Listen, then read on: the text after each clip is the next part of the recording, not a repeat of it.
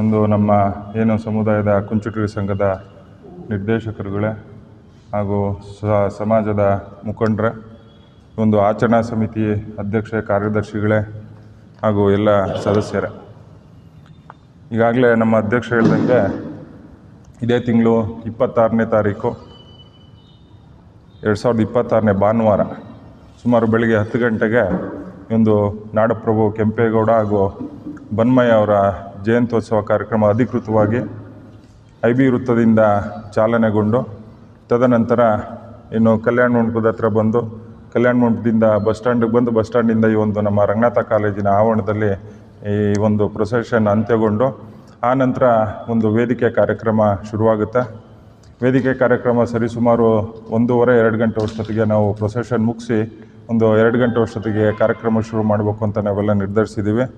ಅದೇ ರೀತಿ ಈ ಒಂದು ಕಾರ್ಯಕ್ರಮಕ್ಕೆ ನಮ್ಮ ತಾಲೂಕಿನ ಮುಖ್ಯವಾಗಿ ಎಲ್ಲ ನಮ್ಮ ಸಮಾಜದ ಮುಖಂಡರು ಹಾಗೂ ಬೇರೆ ಸಮಾಜದ ಮುಖಂಡರು, ಯಾಕೆ ಅಂತ ಹೇಳಿದ್ರೆ ನಾಡಪ್ರಭು ಕೆಂಪೇಗೌಡರು ಇವತ್ತು ಏನು ನಿರ್ಮಾತೃ, ಬೆಂಗಳೂರಿನ ನಿರ್ಮಾತೃ ಅಂತಲೇ ಕರೆಸ್ಕೊಳ್ತಕ್ಕಂಥ ಕೆಂಪೇಗೌಡರು ಕೇವಲ ಒಂದು ಜಾತಿಗೆ ಸೀಮಿತವಾದಂಥವರಲ್ಲ, ಸಾಕಷ್ಟು ನೂರಾರು ಜಾತಿಗಳಿಗೆ ಇವತ್ತು ಜೀವನವನ್ನು ಮಾಡೋದಕ್ಕೆ ರೂಪಿಸ್ಕೊಟ್ಟಂಥವ್ರು, ಜೀವನವನ್ನು ರೂಪಿಸ್ಕೊಟ್ಟಂಥವ್ರು ನಾಡಪ್ರಭು ಕೆಂಪೇಗೌಡರು.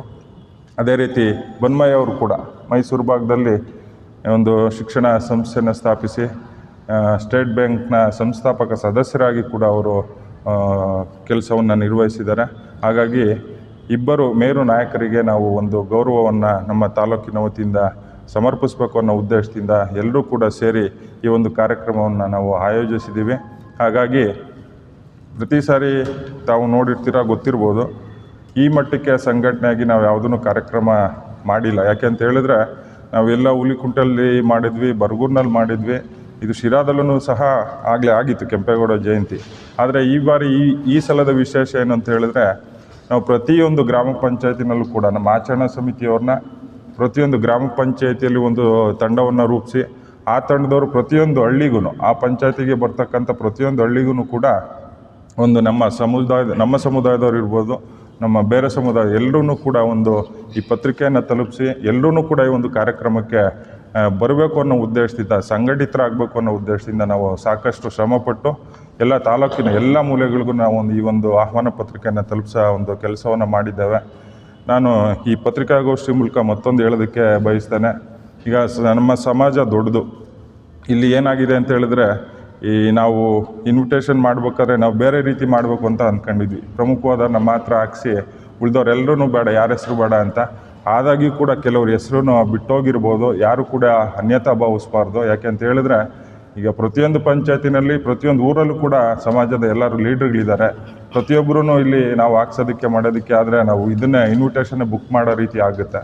ಹಾಗಾಗಿ ಯಾರ್ದಾದ್ರೂ ಹೆಸರು ಬಿಟ್ಟೋಗಿದ್ರೆ ಈ ಪತ್ರಿಕಾಗೋಷ್ಠಿ ಮುಖಾಂತರ ನಾನು ಅವ್ರಿಗೆ ತಪ್ಪನ್ನು ನಾವು ಕ್ಷಮೆಯನ್ನು ಕೇಳ್ತಾ, ಯಾರು ಕೂಡ ಅನ್ಯತಾ ಭಾವಿಸ್ದೆ ಕಾರ್ಯಕ್ರಮವನ್ನು ಯಶಸ್ವಿಗೊಳಿಸ್ಬೇಕು ಅಂತ ಹೇಳ್ತಾ, ಅದೇ ರೀತಿ ಆವತ್ತಿನ ದಿವಸ ಏನು ಬರ್ತಕ್ಕಂಥ ವಾಹನಗಳಿಗೆ ನಮ್ಮ ಉರ್ದು ಶಾಲೆಯಲ್ಲಿ ಪಾರ್ಕಿಂಗ್ ವ್ಯವಸ್ಥೆಯನ್ನು ಮಾಡ್ತಾರೆ. ಯಾಕೆ ಅಂತ ಹೇಳಿದರೆ ಇಲ್ಲಿ ಸಾಕಷ್ಟು ವೆಹಿಕಲ್ಗಳು ಓಡಾಡೋದ್ರಿಂದ ಇಲ್ಲಿ ರೋಡ್ ಪಕ್ಕದಲ್ಲಿ ಪಾರ್ಕಿಂಗು ಮಾಡೋದು ತಪ್ಪಾಗುತ್ತೆ. ಹಾಗಾಗಿ ಉರ್ದು ಶಾಲೆ ಇರ್ಬೋದು, ವೆಟರ್ನರಿ ಹಾಸ್ಪಿಟ್ಲ್ ಇರ್ಬೋದು, ಆ ಎರಡು ಇದರಲ್ಲೂ ಕೂಡ ಪಾರ್ಕಿಂಗ್ ವ್ಯವಸ್ಥೆಯನ್ನು ಮಾಡಿರ್ತೀವಿ. ಊಟದ ವ್ಯವಸ್ಥೆ ನಮ್ಮ ಪಕ್ಕದ ರೋಡಲ್ಲೇ ಊಟದ ವ್ಯವಸ್ಥೆ ಬಫೆ ಸಿಸ್ಟಮನ್ನು ಮಾಡಿ ಒಂದು 4-5 ಗಾಡಿನಲ್ಲಿ ಅವರು ಬಫೆ ಸಿಸ್ಟಮ, ನಮ್ಮ ಜೀನಿ ಸಂಸ್ಥೆಯ ದಿಲೀಪ್ ಅವರು ಈ ಒಂದು ಊಟದ ವ್ಯವಸ್ಥೆನ ಸಂಪೂರ್ಣವಾಗಿ ಅವರು ಒಪ್ಕೊಂಡಿರ್ತಾರೆ. ಅವರು ಆ ಒಂದು ಶಿಸ್ತುಬದ್ಧವಾಗಿ ಆ ಊಟದ ವ್ಯವಸ್ಥೆನ ಮಾಡಿಸ್ಕೊಡ್ತಾರೆ. ಹಾಗಾಗಿ ತಾವೆಲ್ಲರೂ ಕೂಡ ಪತ್ರಿಕಾ ಮಾಧ್ಯಮವು ಕೂಡ ಈ ಒಂದು ಕಾರ್ಯಕ್ರಮಕ್ಕೆ ಸಹಕಾರ ಕೊಡಬೇಕು ಅಂತ ಹೇಳ್ತಾ ನಾನು 2 ಮಾತನ್ನು ಮುಗಿಸಿ ನಮಸ್ಕಾರ.